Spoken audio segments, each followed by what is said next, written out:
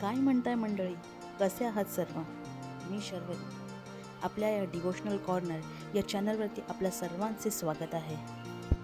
4 डिसेंबर म्हणजेच दत्त जयंती आणि आम्ही गेलो होतो विरार पूर्व येथील मनवेलपाडा गावामध्ये.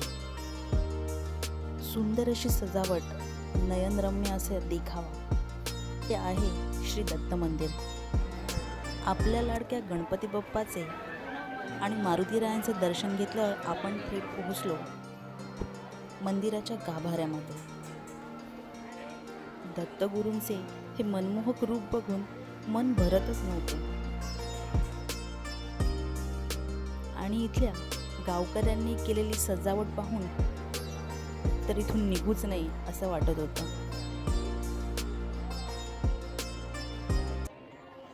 आणि इथला पालखी उत्सव मी सांगण्यापेक्षा आपण आपल्या डोळ्यांनीच पहा.